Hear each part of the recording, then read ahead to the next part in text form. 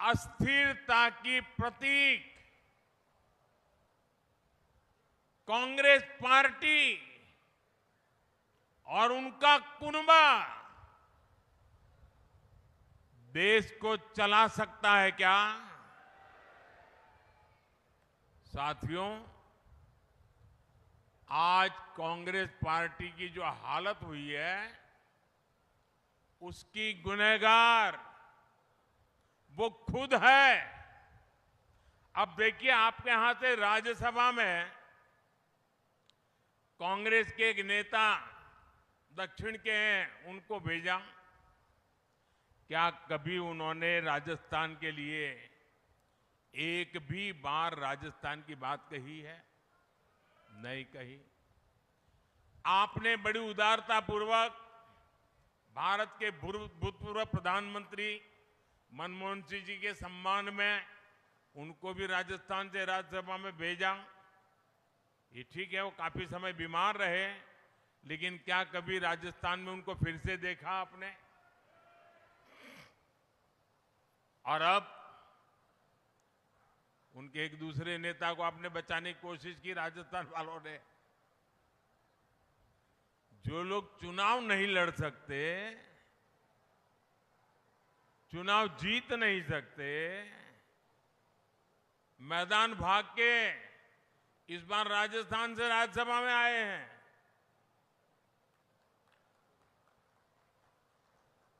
कांग्रेस की इतनी हाल खराब है भाइयों। अब देखिए, कांग्रेस ने देश पर 60 साल तक राज किया। इसी कांग्रेस ने हमारी माताओं बहनों को शौचालय, गैस, बिजली, पानी, बैंक के अकाउंट, ऐसी छोटी छोटी चीजों के लिए तरसाया।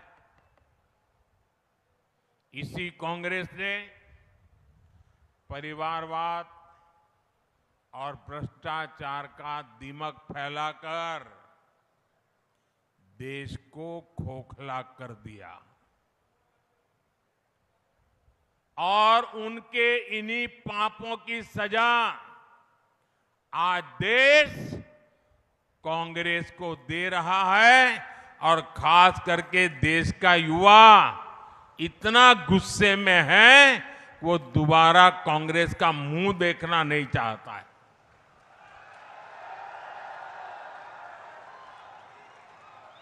जिस पार्टी ने कभी 400 सीट जीती थी, देखिए इनकी हालत। जिस पार्टी ने कभी 400 सांसद जीते थे उनके,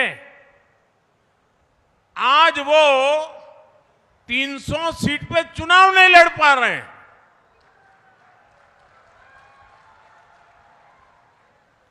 आज कांग्रेस की हालत ये है, उनको उम्मीदवार नहीं मिल रहे हैं। इन्होंने अवसरवादी इंडी अलायंस बना लिया है। उसकी पतंग उड़ने से पहले ही कट गई है। कहने को तो गठबंधन है, लेकिन अब हालत देखिए। कई राज्य हैं जहां एक गठबंधन वाले ही आपस में लड़ रहे हैं। इस लोकसभा के चुनाव में देश में 25% सीटें ऐसी हैं, आंकड़ा बहुत बड़ा है ये, 25% सीटें ऐसी हैं जहां ये गठबंधन के लोग एक दूसरे को मारने काटने में लगे हैं, एक दूसरे के खिलाफ चुनाव लड़ रहे हैं। अगर जिसको चुनाव के पहले इतनी लड़ाई चल रही है, तो चुनाव के बाद लूट के लिए तो कितना ज्यादा लड़ाई लड़ेंगे, इसकी कल्पना कर सकते हैं। और इसलिए मैं फिर से आपको पूछना चाहता हूं, क्या ऐसे लोगों को इतना बड़ा देश हम सुपुर्द कर सकते हैं क्या? ऐसे लोगों को देश सुपुर्द कर सकते हैं क्या? अरे आप अपने घर में गाड़ी हो ना, तो भी किसी ऐरे गहरे के हाथ में नहीं दे सकते हो भाई। देते हो क्या? 50 बार सोचते हो यार ये कहां पहुंचाएगा। भाइयों और बहनों, आप सब जानते हैं, मुझे भली बात ही जानते हैं, मेरा बचपन जानते हैं। मैं भी आप ही की तरह एक सामान्य परिवार से आया। मैंने भी मेरे परिवार में देखा, न बिजली होती थी, न पानी होता था, घर में रसोई का चूल्हा धुएं से भर जाता था। बचपन ऐसे ही बिता करके आया हूं। लेकिन जब आज यहां पहुंचा हूं तो मेरे दिल में यही रहता है कि बचपन में जो कठिनाई मैं मेरी मां को भुगतते देखता था, मैं ऐसी कठिनाई मेरे देश की एक भी माता बहन को नहीं देखना चाहता।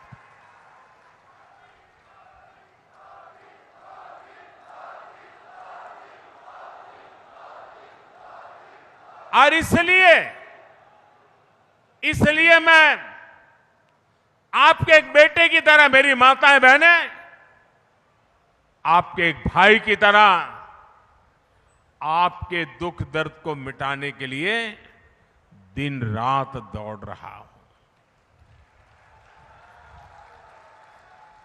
अभी तक राजस्थान के करीब 19 लाख गरीब, दलित, पिछड़े, आदिवासी परिवारों के पक्के घर बन चुके हैं। वो लोग पक्के घर में रहने चले गए हैं। और इसमें 1 लाख पक्के घर मेरे इसी जालोर और सिरोही में बने हैं। एक घर बनाना होता है तो कितनी तकलीफ होती है वो आप भी जानते हैं। अकेले इस इलाके में गरीबों के लिए मोदी ने 1 लाख पक्के घर बना करके दे दिए। इसलिए नहीं कि पैसे है इसलिए काम हो, दिल में एक दर्द पड़ा हुआ है। गरीब के लिए संवेदना पड़ी हुई है और इसलिए मोदी ये काम करने के लिए लालायित रहता है। अच्छा, आप एक मेरा काम करेंगे? ऐसे नहीं हाथ ऊपर करके बताइए। सबके सब देखिए, चुनाव में आप घर घर मिलने के लिए जाते होंगे, चुनाव की चर्चाएं होती होगी। अब हमने इतने घर बनाए, नल से जल दिया, गैस का कनेक्शन दिया, लेकिन हो सकता है अभी भी कुछ जगह पे कुछ लोगों को घर मिलना बाकी हो सकता है कुछ लोगों में पहले परिवार में एक साथ रहते थे, अब अलग रहने लगे तो उसके पास घर नहीं है। तो मेरा एक काम करना, आपको ऐसे जो लोग ध्यान में आए कि जो इस योजना के हकदार है लेकिन अभी तक उनको मिला नहीं है, मोदी की तरफ से उनको गारंटी दे देना कि मोदी तीसरी बार आएगा, घर पक्का मिलेगा। कह देंगे, कह देंगे। और आप मेरे बात पे भरोसा करना, मेरे लिए तो आप ही मोदी है। आप बोल करके आ जाइए, मोदी इसको पूरा करेगा।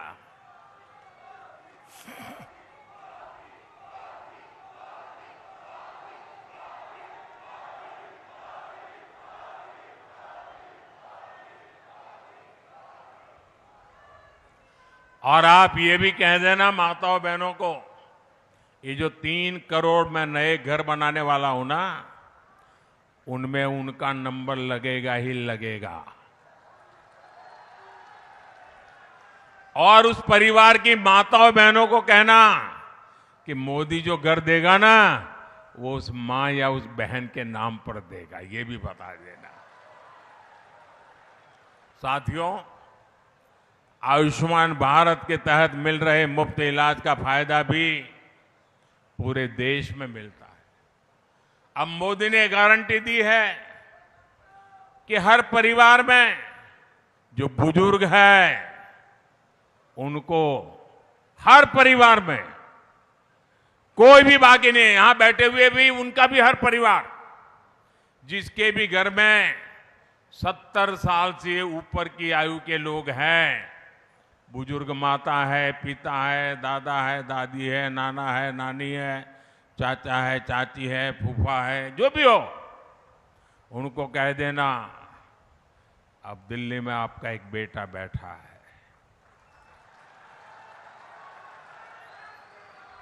70 साल के ऊपर के ऐसे सभी बुजुर्गों की बीमारी में इलाज के लिए 5 लाख रुपए तक का खर्च आपका ये बेटा करेगा, ये बता देना। और ये मोदी की गारंटी है। और ये गारंटी भी मैंने इसलिए दी क्योंकि एक बेटे के रूप में मां बाप की सेहत का ध्यान रखना वो जैसा आपका दायित्व है ना, मैं भी तो बुजुर्गों के लिए बेटा हूं, तो मेरा भी तो दायित्व है। शुरुआती इलाज के लिए आपको दूर न जाना पड़े, इसके लिए राजस्थान में 10,000 आयुष्मान आरोग्य मंदिर बनाए गए हैं। सिरोही में मेडिकल कॉलेज बनने से बहुत फायदा हुआ है। जालोर में भी मेडिकल कॉलेज बनकर के जल्द तैयार होगा। और मोदी का मिशन है आने वाले दिनों में ज्यादा से ज्यादा मेडिकल कॉलेज बने, अधिकतम जगह पर मेडिकल कॉलेज शुरू हो ताकि उस इलाके के लोगों को वो पढ़ाई के लिए मौका मिले। भाइयों और बहनों, जब मैं यहां आपसे बात करने आता हूं, ये बात सही है कि चुनाव है, मैं आपके आशीर्वाद लेने आया हूं और मुझे विश्वास है कि इतनी धूप में आप यहां आए हैं तो आशीर्वाद देने में कोई कमी नहीं रखोगे, मुझे पता है। और इसलिए मोदी की गारंटी है, आपका सपना ही मेरा संकल्प है।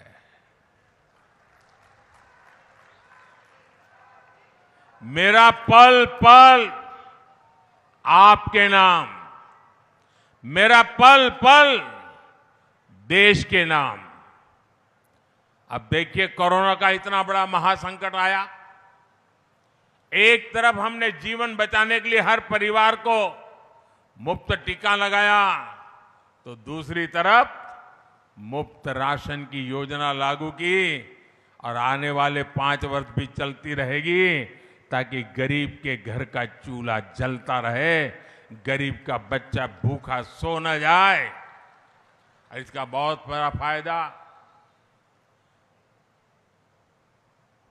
गरीब परिवार को हुआ है। हमने एक one nation one ration card की योजना बनाई। इसका सबसे बड़ा लाभ हमारे प्रवासी परिवारों को हुआ है और हमारे राजस्थान में तो हर गांव से कोई न कोई बाहर रहता है। राशन कार्ड की समस्या रहती थी, वो यहां से बच्चा वहां चला जाए, मां बाप यहां रहे तो कौन सा राशन कार्ड कहां चलेगा। अब मोदी ने बना दिया one nation one ration card, वो जहां भी जाएगा उसको वहां से भी राशन मिलेगा, उसका परिवार यहां होगा तो उसको भी राशन मिलेगा। इससे परिवार का जो सदस्य गांव में है उसको भी फायदा मिल रहा है और उसी कार्ड पर प्रवासी के लिए, कामगार के लिए कोई गया है तो उसको भी लाभ मिल रहा है। भाइयों और बहनों, राजस्थान मैं जब से यहां आना शुरू किया, कोई भी ऐसा समय नहीं कि मैंने पानी के विषय में सुना न हो। अभी मैं बैठा तो हमारे उम्मीदवार महोदय तुरंत बोले, मोदी जी पानी मेरी पहली बड़ी ख्वाब है।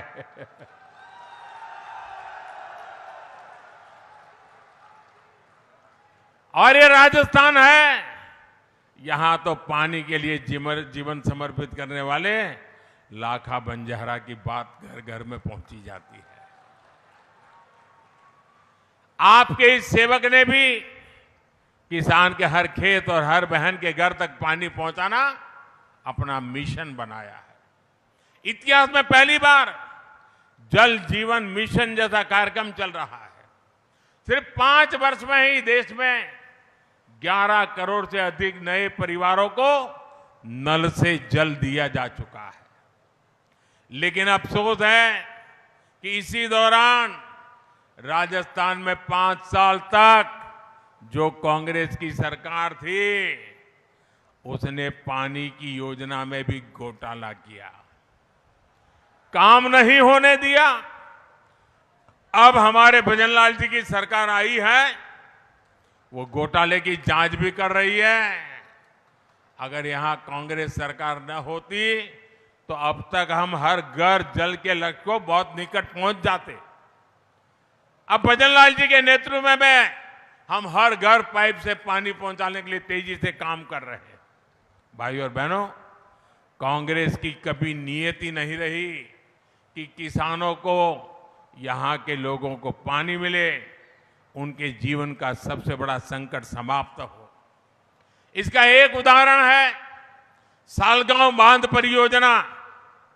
ये परियोजना 4.5 दशक पहले तब बनी थी जब हर जगह कांग्रेस ही कांग्रेस थी, लेकिन ये योजना कभी पूरी नहीं हुई, जमीन पर उतरी ही नहीं।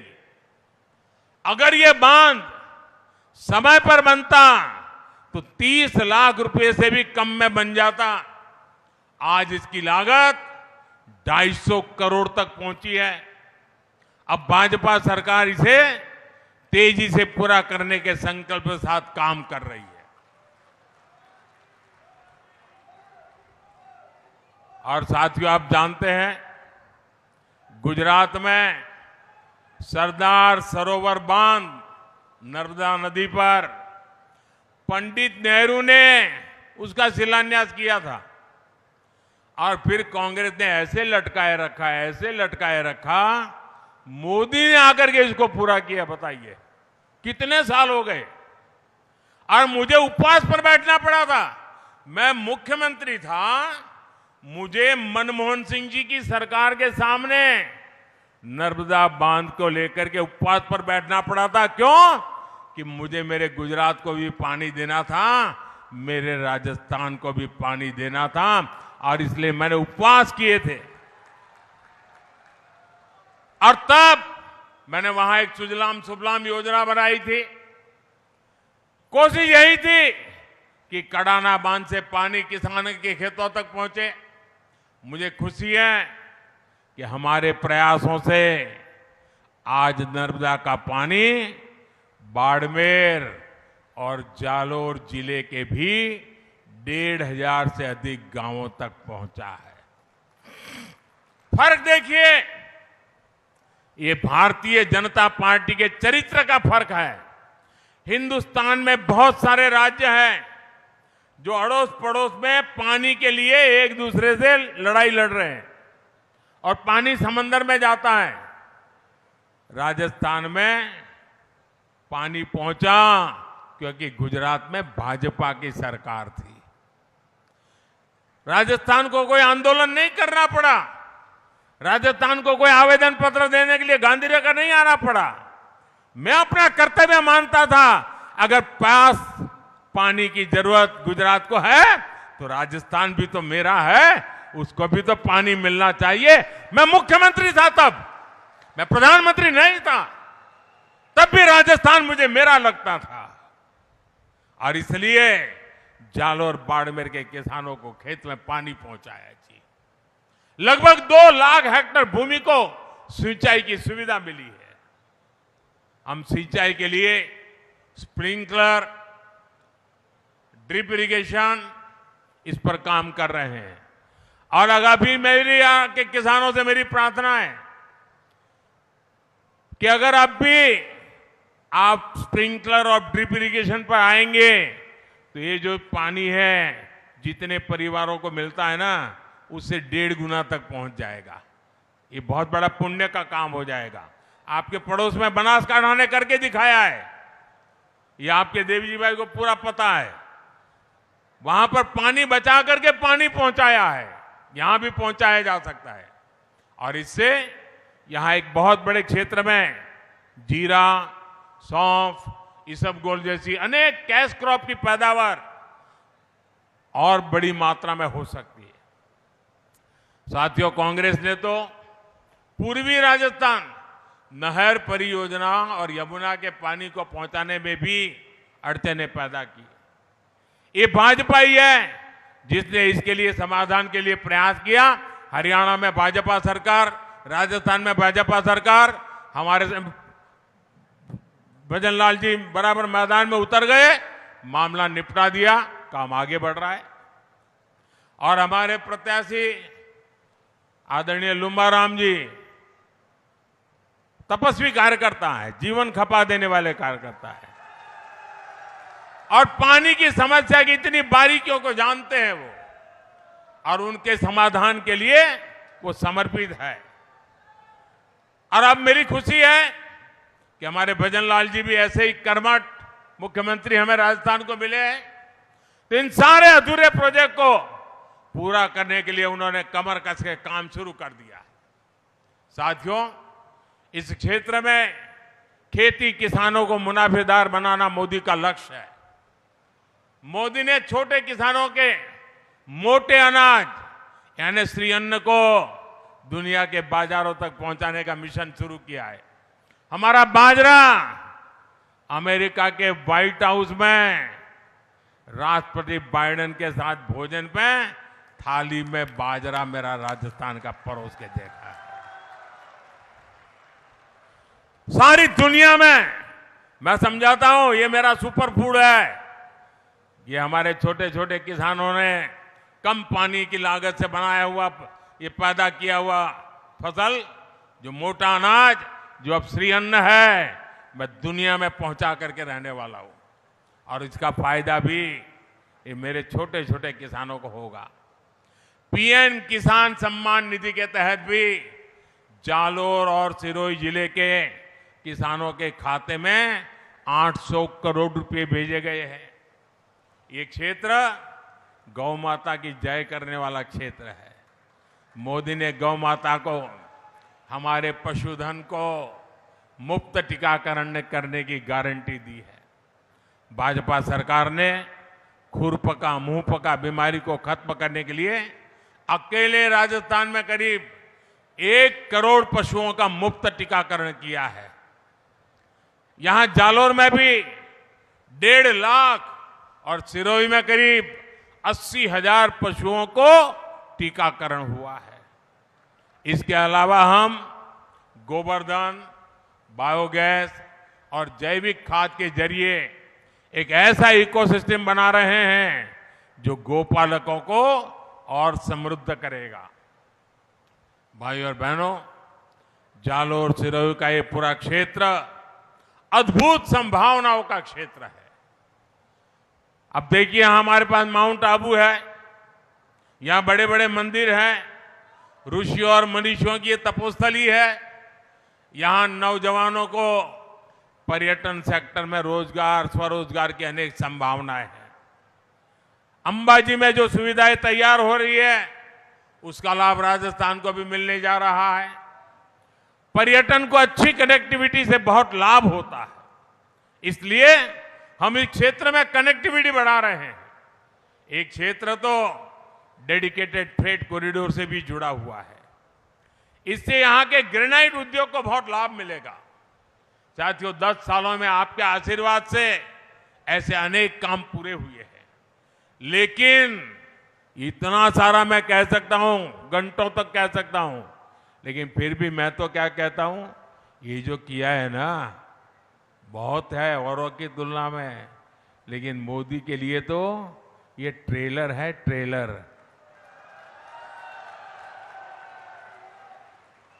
अभी हमें राजस्थान के विकास को, देश के विकास को नई बुलंदी देनी है। बहुत कुछ करना है और ये संकल्प लेके मैं चल पड़ा हूं। भारत को दुनिया की तीसरी आर्थिक ताकत बनाना है। विकसित भारत, विकसित राजस्थान बनाना है। इस काम में हमें आपका साथ चाहिए, आपके आशीर्वाद चाहिए। 26 अप्रैल है मतदान का दिवस। 26 अप्रैल को लुम्बा राम जी को कमल के निशान वाले बटन को दबाकर संसद में मेरे साथ बैठने के लिए भेजना है। और आप देखिए, मेरा नाता ऐसा है कि आप लुम्बा राम जी को एक वोट देंगे, जैसा ही कमल पर बटन पर आपकी उंगली दबेगी, सीधा सीधा वो मोदी के खाते में जमा हो जाएगा। यानी लुम्बा राम जी को वोट मतलब मोदी को मजबूत बनाने की गारंटी। और ये गारंटी देश के मतदाताओं की है, आपकी गारंटी है। आपके एक एक वोट से मोदी की ताकत बढ़ेगी। आपके एक एक वोट से मोदी को काम तेज करने की ताकत मिलेगी। आपके एक एक वोट से मोदी को देश को विकसित बनाना और राजस्थान को विकसित बनाने का काम करने में और अधिक आसानी होगी। और इसलिए मैं आज आपके पास सिर्फ लुम्बा राम जी के लिए वोट मांग रहा हूं, ऐसा नहीं है। आज मैं मेरे लिए भी आपसे वोट मांगने आया।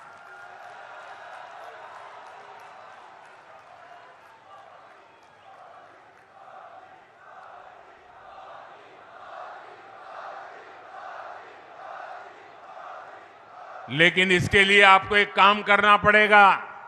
करोगे? करोगे?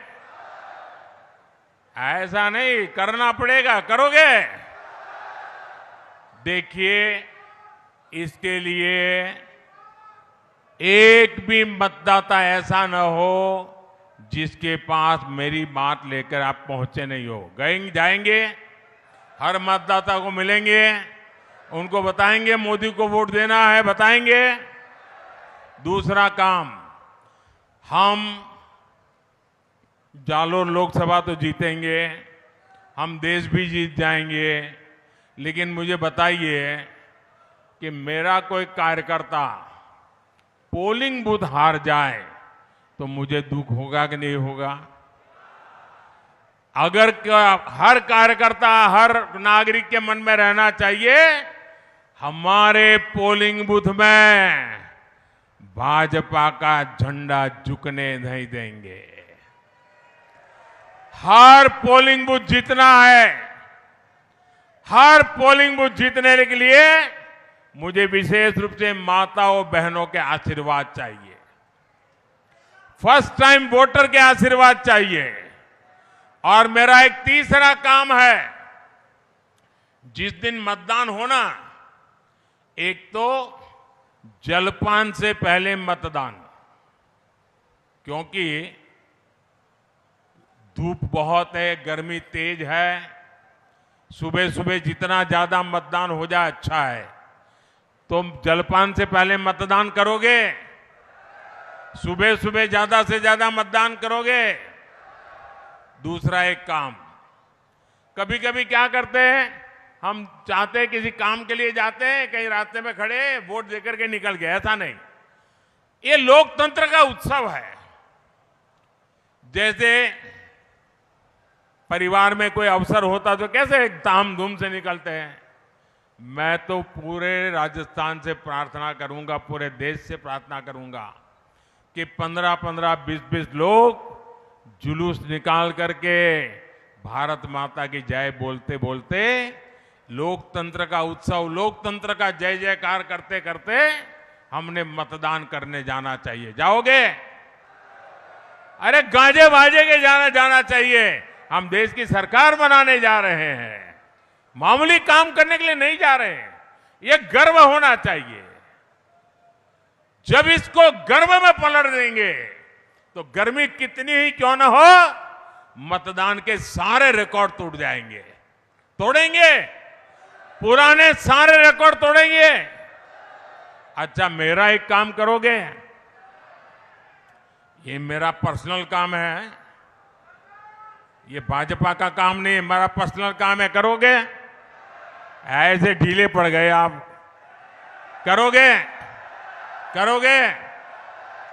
एक काम करना, घर घर जाना और कहना मोदी जी जालोर आए थे और मोदी जी ने राम राम कहा है। मेरा राम राम पहुंचा दोगे? देखिए, इसमें मेरा स्वार्थ है, इसमें मेरा स्वार्थ है। बता दूं मेरा स्वार्थ क्या है? बता दूं। मेरा स्वार्थ यह है कि जब आप हर परिवार में राम राम कहेंगे ना, तो सब बड़े बुजुर्ग माताएं मन से मुझे आशीर्वाद देंगे।